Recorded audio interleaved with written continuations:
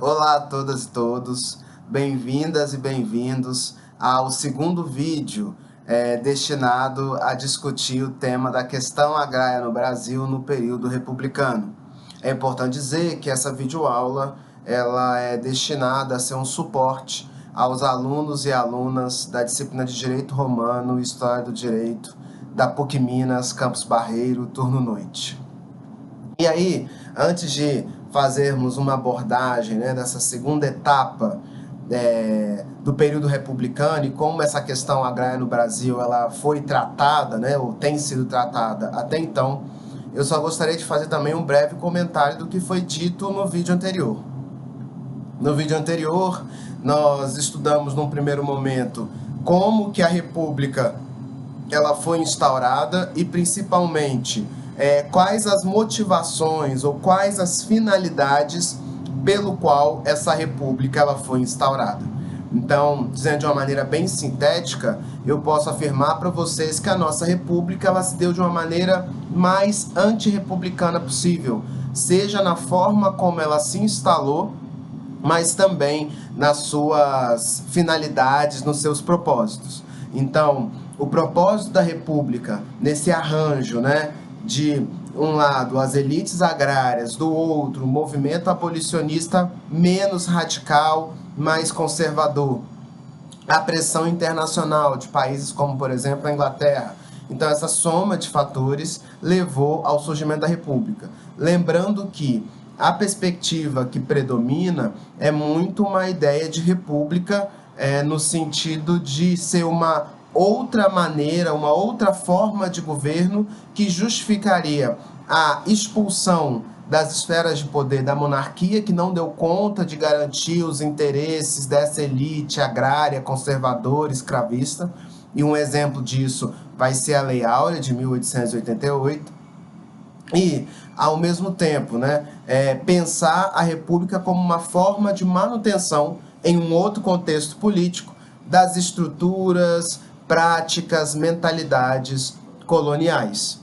Do outro lado, a gente vai ter movimentos sociais que vão, de fato, acreditar que esse regime republicano pode proporcionar uma mudança da dinâmica, da lógica colonial que vinha sendo uma constante até então. E aí eu lembro que eu mencionei o tenentismo, mencionei a Semana de Arte 22, mencionei a chegada dos imigrantes europeus e, consequentemente, a chegada do pensamento anarquista, do pensamento sindicalista, do pensamento comunista e etc. Então, isso vai gerar uma reestruturação. E, no mesmo sentido, né, a luta pela terra ela não vai deixar de acontecer.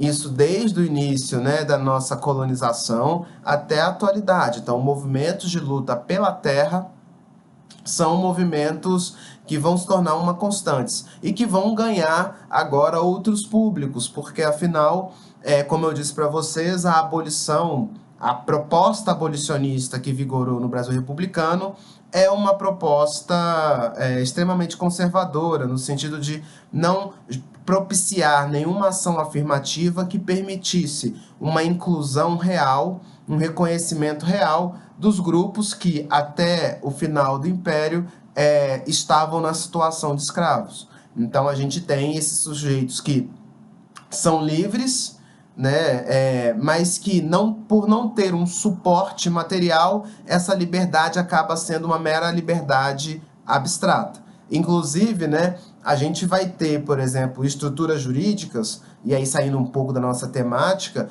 que vão tentar exatamente criar novos modelos de punir.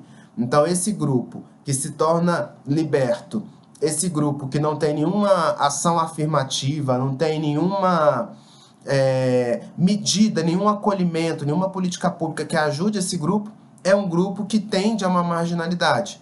E, automaticamente, você vai ter um direito penal, que era o direito penal que vigorava na época, que vai perseguir esses grupos. Como que ele perseguia? Ele perseguia criando tipo penal que, apesar do argumento liberal, da abstratividade, da generalidade, acabava incidindo sobre determinados grupos. Como, por exemplo, você ter o crime de vadiagem, como, por exemplo, você ter o crime ter o samba, ter a capoeira como práticas criminosas. Então, a quem se destinava o crime de vadiagem, né? É exatamente esse grupo que, por uma falta de qualificação, por uma falta de suporte, por uma falta de política pública, não vai ter acesso, não vai conseguir se inserir no mercado, não vai conseguir garantir sua própria sobrevivência. Então, como que você, por exemplo, não era preso pelo crime de vadiagem? Você mostrar, ter um comprovante que estava vinculado a um emprego, estava vinculado a alguma atividade econômica. Esses grupos que não tinham suporte nenhum, não tinham uma indenização, não tinham dinheiro, muitos não eram alfabetizados, então como que essas pessoas conseguiriam trabalhar, desenvolver uma atividade econômica? Então percebam como a perversão é uma constante aí no ordenamento jurídico, seja ele civil, quando a gente discute a questão do acesso à terra, mas também na órbita penal. Então isso é muito importante quando a gente vai analisar aí o fenômeno jurídico a partir de uma ótica crítica, reflexiva, não somente dogmática. Dito isso, que seriam aí essas observações introdutórias, nós passamos para o nosso conteúdo propriamente dito. E essa primeira informação, né, para uma introdução do tema de hoje, de alguma maneira, é um link com o que eu acabei de dizer nessa primeira parte de revisão do vídeo anterior. O que eu queria dizer para vocês? Que quando a gente vai analisar a história da legislação civil que vai regulamentar a questão da propriedade, de determinados instrumentos, de tentar, de alguma maneira, apaziguar os ânimos dos conflitos do campo, é sempre pensar que o direito ele é um jogo de forças. Pensar que, de um lado, você tem grupos sociais, a gente estudou um pouquinho, né? Eu falei de Canudos no último vídeo também. Então, lembrar que você tem movimentos sociais que estão resistindo e lutando pela terra da forma que lhes é possível. E, de outro lado, você tem as elites querendo manter a concentração fundiária. E a legislação civil que vai ser construída no período republicano, com raríssimas exceções, como, por exemplo, no período de Angular, que nós vamos falar daqui a pouco, mas, num geral, você vai ter uma legislação que vai tentar ter essa postura conciliadora, né? Essa conciliação, pelo menos aparente. Por que eu falo aparente? Porque eu cada vez mais acredito que é muito difícil existir conciliação numa sociedade estratificada, ou pelo menos existir conciliação entre estratos sociais diferentes. Por quê? Porque quando a gente analisa a fundo, o que nós estamos chamando de conciliação, na verdade, o que é a imposição do mais forte sobre o mais fraco. Então, as leis, elas formalmente, elas vão tentar ter essa postura conciliatória, olha, proteger a propriedade do proprietário, mas reconhecer a posse daquele que a utiliza dentro de determinados requisitos, ou ficando na terra tanto tempo, ou ter a posse mansa e pacífica, como eu expliquei em vídeos anteriores. Então, sempre cria-se um arranjo em que aparentemente busca uma alternativa conciliatória, mas que quando a gente avalia a concretização da lei, ou a lei de uma maneira contextualizada, a gente vê que há uma supremacia dos mais fortes sobre o interesse dos mais fracos. E é isso que a gente vê nessa história legislativa. Então, no próprio texto da Inês, né, que é o texto referência para discutir a questão agrária, ela vai trazendo vários exemplos legislativos. Então, vão surgir, por exemplo, o Instituto da Uso Capião, vai surgir, por exemplo, o Instituto da Desapropriação para fins sociais, de interesse público, para a reforma agrária. Porém, quando a gente analisa, por exemplo, os requisitos dessa desapropriação, ou os requisitos da uso capião. O que é uso capião? É um instituto que busca converter a posse em propriedade, sem que haja compra e venda. Então, seria uma exceção àquela regrinha ou aquele paradigma de aquisição de terras que surge a partir da lei de 1850. Então, ela tenta criar uma exceção, mas ela cria tantos requisitos, né? Ela cria tantos empecilhos que acaba que o percentual de pessoas beneficiadas com o instrumento acaba sendo muito diminuto, o que não altera significativamente a estrutura fundiária do Brasil. Repito, não é à toa que a gente está falando aí de séculos, se a gente compara aí desde o período colonial até agora, né, esse período que é chamado de nova democracia, ao qual nós estamos inseridos. Então, se a gente analisa a história, todas as medidas legislativas, elas não foram capazes de alterar a realidade fundiária do Brasil, a concentração fundiária do Brasil. Isso é um sintoma. Sintoma de quê? Que a legislação ela atende um rol de interesses e prejudica ou não atende outro rol de interesse. Então essa é a regra geral. Quem quiser ter uma análise mais detalhada das legislações da época, eu peço que leia o artigo. Só que eu acredito que não ficaria muito didático a gente ficar fazendo uma análise muito legislativa. Até porque, se a gente for analisar as leis, repito, a gente vai chegar nessa mesma conclusão, de que a lei ela tenta criar uma postura conciliatória, porém, na prática, ela acaba atendendo os interesses dos grandes latifundiários, da elite ruralista, e etc, etc, etc. Então, essa postura conciliatória acaba muitas vezes tentando ser uma maneira de enfraquecer o movimento social. Num contexto que nós vivemos de Estado de Direito, o Estado Democrático de Direito, é muito comum os movimentos de luta, de resistência, acharem que vão ter os seus problemas resolvidos quando uma lei conceder um direito, criar uma vedação, criar um tipo penal. Então, deposita-se muita fé na norma jurídica e no seu caráter, digamos assim, de salvação ou de resolução de problemas. Não, né? Muito pelo contrário. A gente tem toda uma complexidade nesse processo, como a gente consegue aí já perceber nas nossas análises no decorrer desse semestre.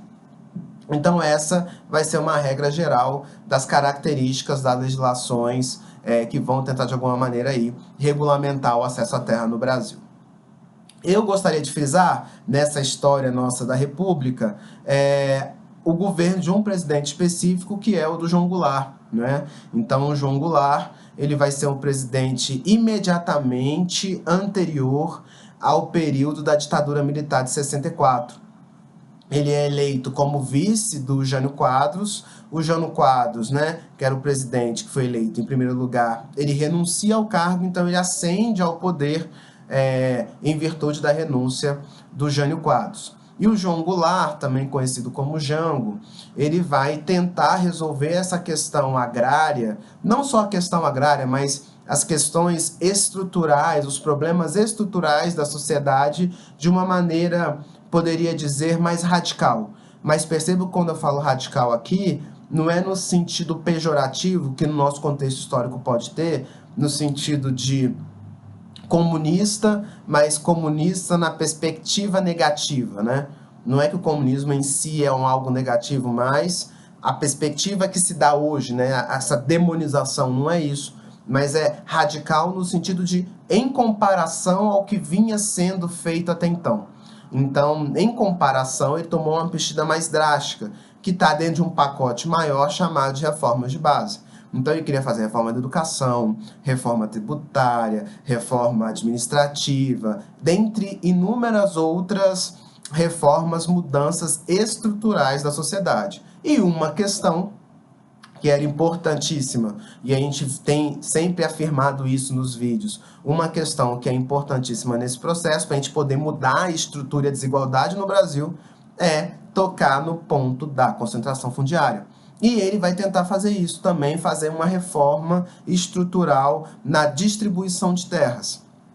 E ele vai, então, criar um instituto no momento de seu governo, né? Que ele vai chamar de expropriação da propriedade privada por necessidade, utilidade pública ou interesse social. Esse instituto da desapropriação, a gente já consegue ver a sua existência em legislações anteriores, mas como disse no início do vídeo, sempre eram criados alguns requisitos. Seja, por exemplo, tem que ficar um tempo determinado no uso da terra, tem que ter uma posse mansa e pacífica, ou quando cumpre esses requisitos, tem que dar ao proprietário uma justa indenização. Aí vocês podem me perguntar, mas o que é uma justa indenização? Vai se discutir no judiciário, e aí essa discussão, ela pode, né, um advogado tem um caráter mais protelatório, ele pode ficar estendendo esse processo durante anos, durante décadas. Inclusive, abrindo um parênteses, né? Quando vocês advogarem na área civil, vocês vão ver que um dos processos mais demorados que existem é um processo de usucapião. Então, tem processo de usucapião que duram 10 anos, 20 anos, 30 anos. Então, percebam que é um processo extremamente longo. Porque é muito difícil, dentre outras coisas, pensar, por exemplo, uma justa indenização, identificar, configurar a posse mansa e pacífica, e por aí vai. Então, o que ele vai fazer? A singularidade desse caso do João Goulart é que ele vai instituir esse instituto, né, da desapropriação, porém ele vai tirar esses requisitos, em especial esse fim das indenizações, o fim dessa justa indenização. E isso, como vocês podem imaginar, o fim desses requisitos, que eram exatamente esses entraves para barrar a efetividade da lei, isso vai, enfim, deixar insatisfeitos as nossas elites tradicionais no Brasil. Essas elites tradicionais, elas vão se articular, como sempre se articular e sempre se articularão. Essas elites, então, elas se articularam e deram o famoso golpe civil-militar de 64. Por que eu chamo aqui de golpe civil-militar? Porque foi um golpe liderado pelos militares, mas que teve apoio de vários segmentos da sociedade civil, inclusive das nossas elites conservadoras, das nossas elites agrárias, das nossas elites escravistas. Esse grupo apoiou a ditadura militar. E por que apoiou? Porque naquele contexto, primeiro, existia um contexto de Guerra Fria e tentava-se a todo custo colocar o João Goulart como um comunista. Lembrando, né, que essa categoria comunista ficou muito demonizada nos tempos atuais. Ela se desvinculou do que é comunismo de fato, e ela se tornou um elemento para xingar outra pessoa, né? Então você pode xingar a pessoa de inúmeras formas, inclusive chamando ela de comunista. Então o que ocorre? Você tem uma demonização do termo, e aí isso justificou um golpe civil-militar. Mas percebam que o interesse aí por detrás, em especial pensando na ótica, né, da questão agrária, das elites, era um interesse econômico. Eu quero manter a minha propriedade, custe o que custar. Nem que eu tenha que abrir mão e depredar as instituições políticas, a democracia ainda que precária, ainda que eu tenha que eliminar isso. Para manter meus privilégios, eu vou fazer qualquer coisa. E essa foi a dinâmica do golpe civil-militar e desse apoio civil aos militares para promoverem a ditadura de 64 a 85. Período de ditadura militar. Houve uma abordagem, houve uma legislação acerca da questão agrária no Brasil? Houve, né? Houve sim, porque o período da ditadura militar também é um período de muita intensificação dos conflitos do campo. Então, a gente começa a ter, de uma maneira mais consistente, seja no espaço urbano, seja no espaço rural, no espaço agrário, cada vez mais movimentos sociais de resistência organizados, articulados, com formação política.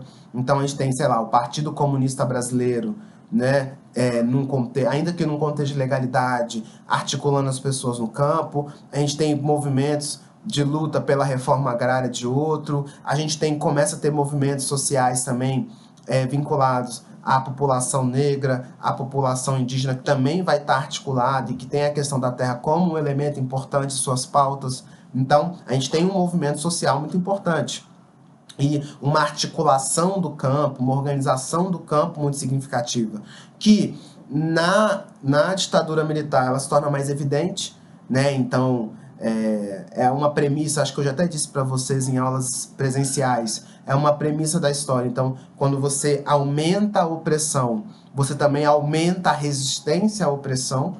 Quanto mais opressor você é, mais você cria a oposição. Então, Esse momento é um momento em que se intensificam os movimentos sociais de luta e de luta pela terra, inclusive. E a ditadura militar precisava dar uma resposta a isso. Uma resposta que vai além da violência, né? Porque a violência é um argumento, mas não é o único argumento. Então, como a ditadura conseguiria gerenciar a questão do campo, tendo que gerenciar outras questões sociais também, somente por meio da violência física? Não tem como. Até porque tem impeditivos, por exemplo, de órbita econômica. Então, para eu poder promover uma guerra nesse sentido, né, uma luta, uma eliminação constante, tem que ter dinheiro para armamento, para uniforme, para instrumento de guerra, tem que ter material humano, capacitação. Então, a guerra ela tem os seus custos internos, que são de vários níveis, de várias dimensões. Então, a ditadura militar também vai ter uma legislação para regulamentar a questão da reforma agrária no Brasil, que é o Estatuto da Terra. Então, o Estatuto da Terra, que é uma legislação muito estudada, muito significativa na história da questão agrária no Brasil, e que foi promulgada no contexto de ditadura militar. O Estatuto da Terra, eu chamo a atenção para uma situação que ela cria, que é uma ressignificação da ideia de reforma agrária. Então, o que esse Estatuto da Terra vai fazer? Olha, vocês querem reforma agrária? Então, nós vamos regulamentar a questão da reforma agrária no Brasil. Até aí parece estar tudo bem. Contudo, o que nós temos que indagar é como que essa legislação ela define, ela constitui a ideia de reforma agrária. Então, o que eles chamam de reforma agrária? Aqui eu já adianto que é uma interpretação mais extensiva, né, mais ampliada da ideia de reforma agrária. É que, primeiramente, a gente teria 3 etapas de uma reforma agrária. Então, primeiramente, teríamos uma tributação, depois de exigências de adaptação e, em terceiro caso, em últimas circunstâncias, a desapropriação.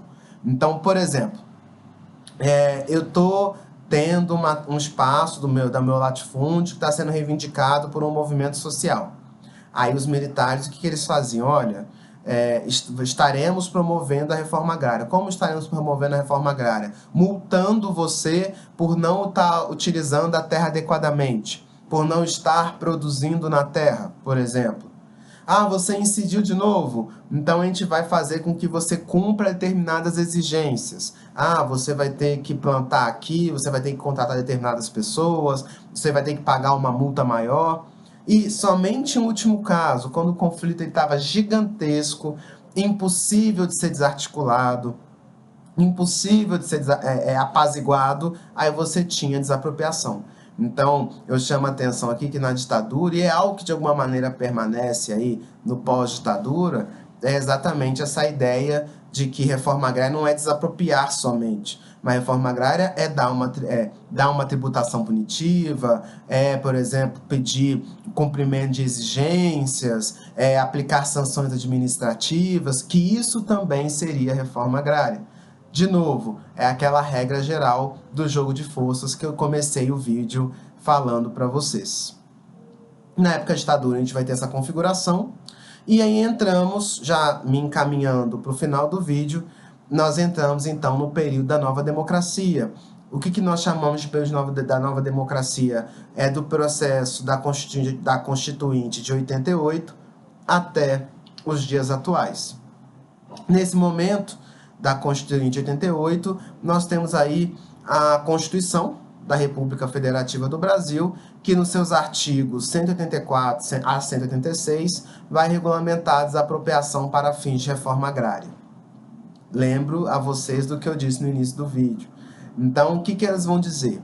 Que existem alguns requisitos para que uma terra ela possa ser desapropriada para fins de reforma agrária. Primeiro, que essa propriedade ela seja de grande porte ou de pequeno e médio porte, se o proprietário tiver mais de uma propriedade. Esse é um primeiro requisito. Segundo requisito, essa terra tem que ser improdutiva. E o que significa uma terra improdutiva? É uma terra que tem o potencial produtivo, ela é agricultável, porém não está sendo usada. É isso que nós chamamos de terra improdutiva. E a terceira requisito, que seria cumprir a sua função social.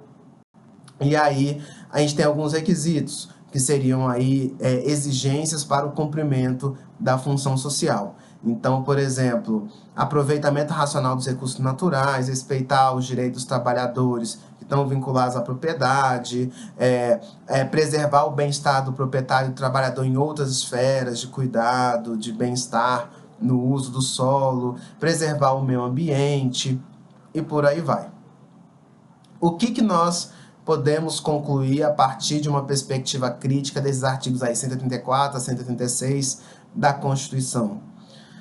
A própria Constituição, e essa também é a perspectiva, né, tanto da teoria como da jurisprudência, é que esses requisitos, seja da grande propriedade ou pequeno ou médio se tiver duas ou mais, seja em relação ao fato da improdutividade, seja em relação à questão da função social, que esses requisitos, para que a terra possa ser desapropriada para fins de reforma agrária, que esses três requisitos devem existir simultaneamente.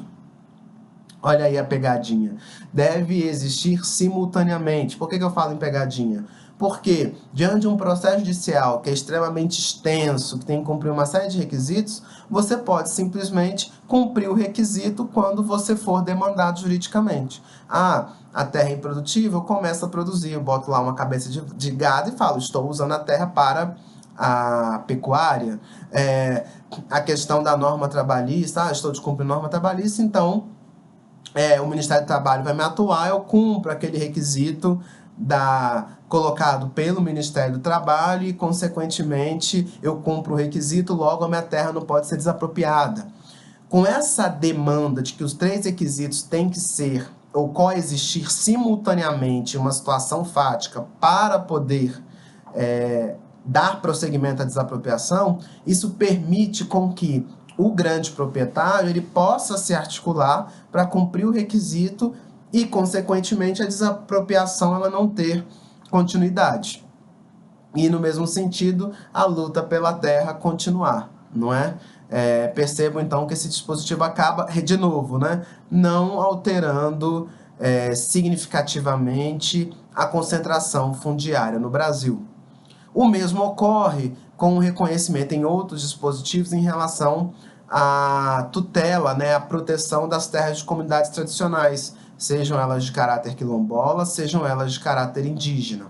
Nós veremos isso mais para frente, quando trabalharemos esses grupos de forma mais especificada, mas o que eu posso dizer para vocês é isso, a Constituição também prevê, mas coloca uma série de requisitos, demanda regulamentações que acabam inviabilizando a concretização do dispositivo na realidade fática. Qual que é, então, a postura dos movimentos sociais? De se organizarem no campo e de tentarem garantir as suas necessidades por outras vias que não a via do direito, porque, afinal, né, a via do direito ela se mostra no decorrer da história se posicionando a favor do grande latifundiário. A gente tem vários movimentos hoje, luta pela terra, luta pela propriedade, não somente no espaço rural, mas também no espaço urbano, e elas vão ter várias frentes de ação. Pegando um aqui, que é o caso do movimento mais famoso, que é o Movimento Sem Terra, o MST, ele tem, hoje, basicamente, ele tem três frentes de atuação. Ele tem a principal frente, que está ligada à ocupação da terra improdutiva. Inclusive, existe um jargão, né, muito comum dentre os membros do MST, que eles sempre falam algo do tipo: enquanto a propriedade for um privilégio, ocupar é um direito. E é um pouco isso. Então, o lema do Movimento Sem Terra e o sentido por detrás da prática de ocupação de terras improdutivas, ou seja, que são agricultáveis, mas não são utilizadas, vem com esse propósito de que, né, pega todo esse legado histórico, social, jurídico que nós vemos discutindo até então. Tem uma outra frente de atuação do MST que está ligada à educação do campo. Então, é importante politizar os membros do campo, até para emancipá-los, para entender o jogo de forças, para entender o papel do direito, etc. E aí é muito utilizado, né, a pedagogia do oprimido Paulo Freire, Inclusive, eu acho que essa é uma das grandes razões pelo qual o Paulo Freire tem sido tão criticado nos últimos tempos, tão demonizado, não pela proposta dele, mas por emancipar e utilizar. A proposta pedagógica do Paulo Freire é uma proposta que não é de somente alfabetizar, mas também alfabetizar politizando o sujeito, para que esse sujeito ele entenda a sua realidade, o seu contexto histórico-social. Detalhe, o Paulo Freire não pensou a pedagogia do oprimido só para a questão do MST. Ele pensou para a alfabetização de jovens e adultos num geral, mas é utilizado e ampliado, utilizado em inúmeras circunstâncias, inclusive dentro do MST. E temos também, agora, uma terceira perspectiva que tem ganhado muito fôlego nos últimos tempos, que é a comercialização de produtos que os próprios camponeses desenvolvem, né, plantam, colhem nesses acampamentos ocupados. Então, vira e mexe, a gente tem feiras da MST, por exemplo, no centro de BH. Eu sei que tem umas lojas chamadas de Armazém do Campo. Eu sei que tem uma no Barro Preto. Acho que me disseram uma vez que tem uma na região do Lourdes. Que também são espaços em que o movimento eles conseguem vender os seus produtos, vendem produtos a preço de custo, produtos orgânicos, etc. E utilizam, né, conseguem ter uma renda para poder financiar a luta política deles, a educação, a ocupação de terras improdutivas, etc. E é a forma, né, que eles tentam se manter e garantir a própria sobrevivência para além do direito. Não que a luta pelo direito seja desprezada, eles continuam lutando, mas é necessário, ao ver deles, também ter outras frentes de atuação, outras frentes de perspectiva. Então, para fechar esse último vídeo, né, sobre o tema da questão agrária no Brasil, o que eu gostaria de dizer assim como o pensamento decolonial nos informou lá no início do semestre, por mais que nós estejamos num contexto republicano, de democracia de direito, pelo menos na forma, na política, né, formalmente no campo da política, formalmente no campo do direito, quando nós analisamos o campo das práticas e das mentalidades, nós ainda nos mantemos extremamente coloniais, pré-republicanos, não democráticos. E um exemplo disso é a maneira como o Brasil lida com a questão agrária no Brasil, não é? Então, isso é um sintoma de como nós, apesar de formalmente republicanos, somos ainda muito coloniais nas práticas, nos sentidos, não é? Bom, gente, então eu fico por aqui. Espero que vocês tenham gostado da exposição do vídeo. Caso tenha restado alguma dúvida sobre esse vídeo ou sobre os anteriores, eu peço que vocês anotem as dúvidas e me procurem no fórum, porque aí dessa maneira nós podemos solucionar as dúvidas da melhor forma possível. Muito obrigado pela atenção e até o próximo vídeo.